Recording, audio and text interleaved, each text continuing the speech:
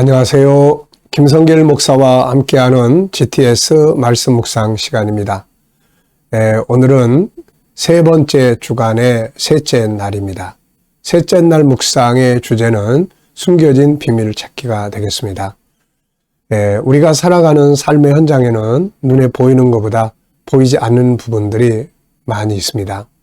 어떤 이유라든지 또 원인이라든지 또 과정이나 특징, 또 성분이나 결과, 또 다른 방법, 또 문제가 있으면 답도 숨겨져 있고요. 내가 알고 있는 것보다 더 깊은 것들이 또 들어 있습니다. 그래서 항상 우리는 보이지 않는 부분에 그걸 찾아내는 것들에 관심을 가지고 살고, 아이들도 항상 보이지 않는 부분들에 관심을 두고 찾아갈 수 있도록 이야기를 나누고 하는 것이 아주 중요한 일입니다. 자, 오늘 먼저 그림을 보고 정리를 하겠습니다. 자, 이 그림은 이제 제자들이 배를 타고 가다가 바다에서 갈릴리 바다, 사실 갈릴리 바다는 호수죠. 이렇게 갇혀있는 바다이기 때문에, 그런데 워낙 넓다 보니까 바다다, 이렇게 표현도 또 합니다. 자, 여기에서 이제 풍랑을 만납니다. 바다라는 곳이 그렇잖아요. 고요할 때도 있지만은 가다 보면은 참 엄청난 바람이 불기 시작하면은 바닷물이 막 요동을 치는 겁니다. 그러면 이런 배, 특히 당시에 배라는 것이 그렇게 큰 배가 아니기 때문에 요동을 치고 이 속에서 잘못하면 배가 뒤집히고 막 이렇게 되는 거죠. 자, 이 제자들이 지금 가다 풍랑 만나서 어려운 일 당하는 그런 장면의 그림이에요. 자, 먼저 제목을 정하고 스토리텔링 하기. 스토리텔링이라는 건 이야기 해보는 겁니다. 느끼는 것, 생각나는 것, 또 이제 이런 것들을 이야기로 해보는 거죠. 자, 저는 제목을 위기를 만난 제자들 이렇게 적어봤습니다.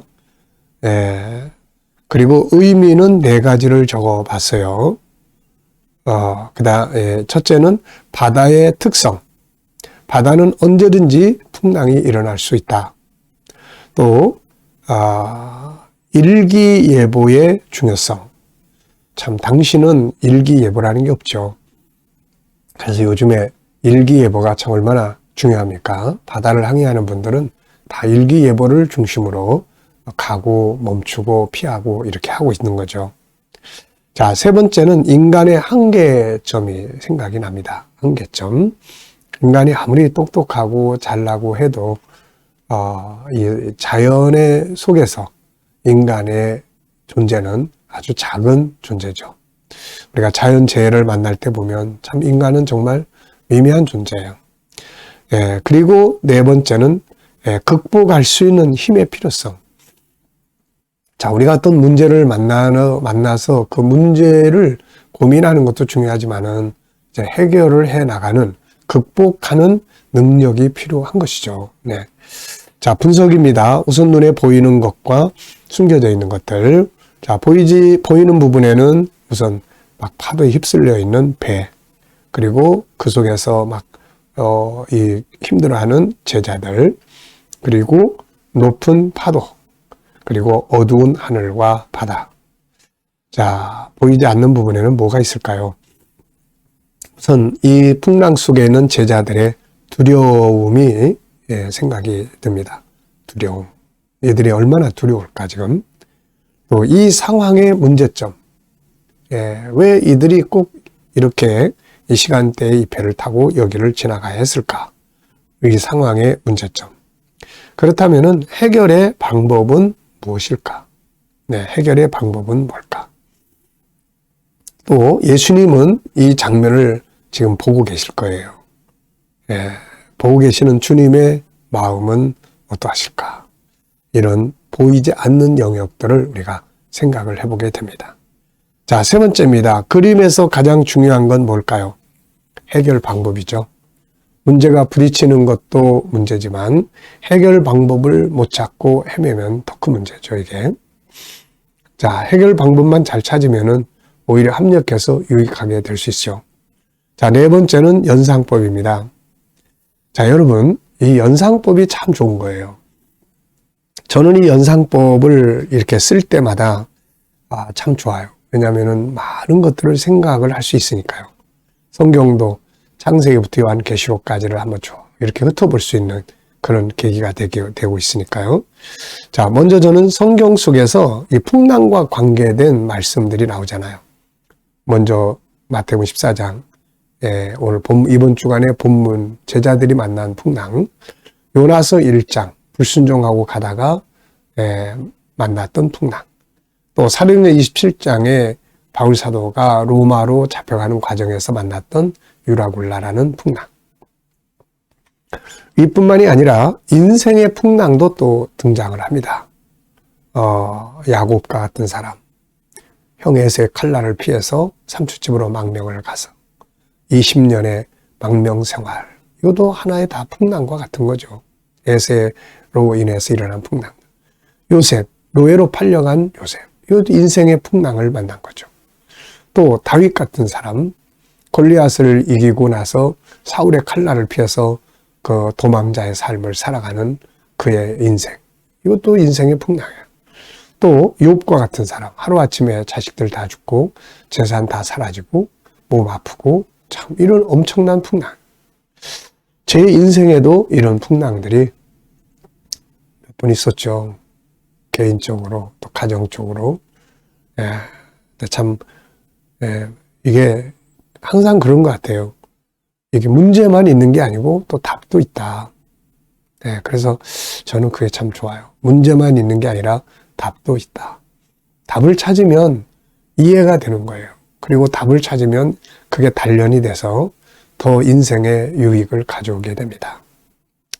자, 상상력 키우기입니다. 이 그림 가운데 두시고 앞에 그림. 저는 앞에는 제자들이 안정된 바다에서 처음부터 풍랑이 일어났으면은 안 가지 않았을까, 그런 생각을 해봐요. 그래서 처음에는 고요한 바다를 이제 저녁 때 이제 오병이의 기적이 끝나고 그리고 배 타고 이제 건너편으로 가기 위해서 항해하는 이제 시작점. 가다가 이제 이런 일을 만난 거죠. 그리고 그 다음에는 이제 이 풍랑의 이제 결과. 그 결과는 나중에 다시 안정되게 가는데, 그렇게 되는 이유는 예수님의 등장이죠. 참 주님의 등장, 내 삶에서, 내 풍랑 속에서 주님의 등장은 희망을 주는 겁니다. 자, 오늘도 미래에 어떻게 살고 싶은가요? 그렇다면 지금 무엇을 해야 될까요? 자, 미래에 대한 거 또 써보시고, 그것도 주님께 기도도 드리시고, 또 우리가 할 수 있는 준비도 만들어 가보시기 바랍니다. 자, 본문 말씀 3342. 아무리 내용이 많아도 이 구조 정리만 잘하면은 내용의 흐름을 기억하는데 아주 좋습니다. 자, 예수께서 즉시 제자들을 재촉하사 자기가 무리를 보내는 동안에 배를 타고 앞서 건너편으로 가게 하시고 무리를 보내신 후에 기도하러 따로 산에 올라가시니라. 저물매 거기 혼자 계시더니 배가 이미 육지에서 술이나 떠나서 바람이 거스림으로 물결로 말미암아 고난을 당하더라. 밤 사경에 예수께서 바다 위로 걸어서 제자들에게 오시니 제자들이 그가 바다 위로 걸어오심을 보고 놀라 유령이라 하며 무서워하여 소리 지르거늘 예수께서 즉시 이르시되 안심하라 나니 두려워하지 말라. 베드로가 대답하여 이르되 주여 만일 주님이시거든 나를 명하사 물 위로 오라 하소서하니 오라 하시니 베드로가 배에서 내려 물 위로 걸어서 예수께로 가되 바람을 보고 무서워 빠져가느니라. 소리질러 이르되 주여 나를 구원하소서 하니 예수께서 즉시 손을 내밀어 그를 붙잡으시며 이르시되 믿음이 작은 자여 왜 의심하였느냐 하시고 배에 함께 오름에 바람이 그치는지라. 배에 있는 사람들이 예수께 절하며 이르되 진실로 하나님의 아들이로소이다 하더라. 아멘. 자, 어제 하루를 기억해 보시고 감사한 것들 적어 보시기 바랍니다. 오늘 하루 시작하면서 또 감사한 일들이 뭔지 한번 생각을 해 보시고요. 또 미래에 감사할 일들이 무엇인지 한번 생각해 보시기 바랍니다. 자, 오늘 본문에서 느끼는 것은 무엇인가요? 저는 세 가지를 적어봤습니다. 먼저는 23절에 보면은 예수님이 산에 올라가서 거기 혼자 계셨다는 말씀. 혼자 계셨다. 인생을 살다 보면 때로는 혼자구나라는 걸 느낄 때가 있어요. 또 때로는 혼자 있어야 할 때가 있습니다. 혼자. 야곱이 집으로 돌아갈 때 형 에서가 자기를 향해서 온다는 말을 듣고 이제 가족들 다 정리하고 또 이 재산 다 정리하고 마지막에는 자기 혼자 야복 강가에 남습니다. 참 이 장면이 인생의 모습인 것 같아요. 그렇게 많은 사람들이 주변에 있지만 마지막에 가면 혼자. 네. 이 혼자라는 것이 인생의 참 모습이에요. 이때가 이제 주님을 만나게 되는 때죠. 자, 또 하나는 안심하라 난이 두려워 말라. 풍랑이 일어날 때 예수님이 탁 등장하시면서 안심하라 난이 두려워하지 말라. 우리가 어려운 일을 만날 때 이 말씀이 딱 주어지면 얼마나 위로가 되겠습니까? 바울 사도가 고린도에 가서 복음을 전할 때 너무 힘들고 지쳐 있을 때 주님이 그날 밤에 그 옆에서 이렇게 말씀하시는 거예요. 바울아, 두려워하지 마라. 내가 너와 함께 있다. 이게 필요한 거예요. 이게. 때로는 성령의 음성을 통해서 우리 안에 이 말씀이 들려지면은 위로가 되고 힘이 될 수 있는 겁니다. 자, 세 번째는 이 32절에 보면은 이제 베드로가 물에 빠졌다가 예수님 붙잡아내가지고 함께 배에 오르매 바람이 그치는지라. 여기서 함께 오르매. 참 이게 참 마음에 와닿습니다. 함께. 주님과 함께. 주님과 함께. 결국 인생은 홀로 있지만 주님과 함께 있으면 안전한 거죠. 자, 두 번째입니다. 주님이 제자들을 먼저 보내시고 따로 산에 올라가신 이유는 뭔가요? 본문에 잘 기록이 되어 있죠. 기도하러 가셨습니다. 기도하러. 주님의 삶은 기도를 참 중요하게 여기셨어요. 아침에 기도하시고 저녁에 기도하시고 때로는 밤새워 기도하시고 하나님의 아들이 뭐가 모자라서 그렇게 기도에 중심을 두셨을까? 아버지와의 교제입니다. 아버지와의 교제. 하늘 아버지와의 교제. 예수님은 이게 참 제일 중요했던 거죠. 이게. 세 번째입니다. 제자들이 풍랑을 만나고 있을 때 주님이 바다 위로 걸어오셨는데 이 사건에서 느끼는 건 뭔가요? 주님의 제자들에 대한 사랑이죠. 그 고난 속에 그냥 내버려 두지 않고 찾아오신 거. 오늘 우리도 이걸 우리의 삶에 똑같다 이렇게 믿어야 돼요. 어떤 일을 만날 때 우리가 정말 주님을 믿는 주의 백성이라면 우리 홀로 두지 않으시고 그 가운데 주님이 같이 계신다는 거. 불 속에 들어갔을 때 다니엘의 친구들이 불 속에 들어갔을 때 주님 거기 계셨거든요. 네. 요셉이 애굽으로 노예로 팔려갔을 때 주님은 거기 계셨거든요. 그러니까 항상 주님은 자기 백성들에게 고난 속에서 혼자 있지 않게 하신다는 거 항상 기억해야 됩니다. 네 번째입니다. 베드로가 바다 위를 걸었어요. 이유는 무엇인가요? 자, 주님께 시선을 맞추고 주님이 오라고 하신 말씀에 딱 매여 있는 거예요. 우리도 보면은 뭔가에 딱 매여서 집중하고 있으면 딴 게 눈에 안 보입니다. 그거 봤어? 나 못 봤는데. 또 뭔가에 막 집중에 매여 있으면 무슨 소리가 안 들려요. 그래서 가끔 그것 때문에 다툴 일이 생기죠. 아니, 내 말을 못 알아들었어. 지금 들은 거야, 안 들은 거야? 무슨 말 했는데? 네. 그래서 신앙이라는 것은 정말 주님께 집중하고 그분의 말씀에 매이는 것이다. 이렇게 볼 수가 있습니다. 그러면 기적이 일어나는 거예요. 그가 바닷속으로 다시 빠진 이유는 뭔가? 네. 시선이 주님에게서 바람으로 옮겨갔어요. 베드로가 바람을 봤어요. 바람을 보고, 네.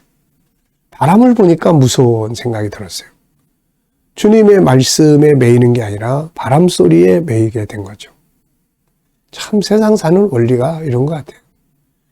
우리가 좀 더 주님께 매이면, 시선이 주님께 향하면 담대해지고 평안해지고 다시금 세상의 문제로 시선이 향하고 문제의 소리가 들게 되고 막 그러면은 마음이 또 불안정해지게 되고 그런 것 같습니다. 자, 오늘도 우리가 빠지지 말고 걷는 그런 하루가 되어야 되겠어요. 자, 본문을 보면서 새롭게 변화하고 발전해야 될 부분이 있다면 뭐라고 생각하십니까? 저는 더 깊은 주님과의 관계 갖기 이렇게 적어봤습니다. 이게 제일 행복한 비결이에요. 행복한 비결. 자, 6번째입니다. 질문 만들기예요. 25절로 27절에서 어떤 질문을 만들 수 있을까요? 밤 사경에 예수께서 바다 위로 걸어서 제자들에게 오시니 제자들이 그가 바다 위로 걸어오심을 보고 놀라 유령이라며 무서워 소리 지르거늘 예수께서 즉시 이르시되 안심하라 나니 두려워하지 말라. 자, 어떤 질문을 만들 수 있을까요? 저는 3가지 질문을 이렇게 적어봤습니다. 첫째, 왜 예수님은 제자들에게 오셨을까? 아까 이야기했죠. 주님은 사랑이십니다. 자기 백성들 혼자 두잖아요. 2번째, 만약 주님이 그곳에 오시지 않았더라면 어떻게 되었을까? 어떻게 되었을까? 바닷속에 빠져 죽었을 겁니다. 배가 뒤집히면 죽는 거죠. 그때 당시에 이 보트가 따로 있는 것도 아니고, 또 그 물속에 빠지면 둥둥 뜨는 이런 거 있는 것도 아니니까요. 자, 3번째, 제자들은 왜 예수님을 유령이라고 했을까? 설마 예수님이 그 자리에 계시리라는 걸 상상을 못했던 거죠. 그러다 보니까 예수님이 아니고 유령이라고 생각을 했던 겁니다. 많이 놀랐을 거예요. 자, 오늘의 기도문은 IQ 기도문 3번째인데요. 장점 찾기입니다. 우리 모두는 다 장점을 다 가지고 있어요. 잘하는 점, 좋은 점, 가지고 있는 자산들이 있습니다. 이것들을 잘 사용하고 이것들을 전문화하는 것이 아주 중요하죠. 자, 오늘의 과제는 삶의 현장에서 다양한 질문을 만들어 보는 겁니다. 그냥 지나치지 마시고 왜, 무엇을, 어떻게, 만약 이런 질문들을 많이 하시면은 삶의 변화를 만들어 갈 수 있습니다. 자, 오늘도 묵상하겠습니다. 묵상은 주님과 소통의 시간이에요. 지금까지 말씀을 읽고 분석했다면 이제는 주님과 함께 소통의 시간이 필요해요. 그래서 눈 감으시고 오늘 말씀들도 한번 쭉 생각을 해보시고 또 내 상황을 한번 쭉 생각을 해보십시오. 내가 처해 있는 상황, 나의 간절한 기도, 또 이루고 싶은 것들, 또 만날 사람, 해야 될 일들, 해결해야 될 문제들, 그리고 주님의 관점으로 한번 쭉 보세요. 그리고 주님께 묻기도 하시고 오늘 이 일을 주님 어떻게 해결하면 좋을까요? 또 이 일에 대해서 주님 어떻게 생각하십니까? 예, 그리고 이제 묵상, 생각을 쭉 하고 기다려 보시면 주님이 주시는 영감이 있습니다. 말씀이 생각나기도 하고 지혜가 떠오르기도 하고 확신이 오기도 하고 그렇죠. 이 영감을 가지고 세상을 살면 세상을 승리할 수가 있어요. 자, 오늘도 풍성한 영감을 많이 받으셔서 어떤 일을 다루더라도 주님이 주신 영감을 가지고 잘 승리해 보시기 바랍니다. 자, 기도하고 마치겠습니다. 주님 감사합니다. 오늘도 주신 말씀 잘 기억하고 또 승리하게 하시고 또 복된 하루 되게 하여 주옵소서.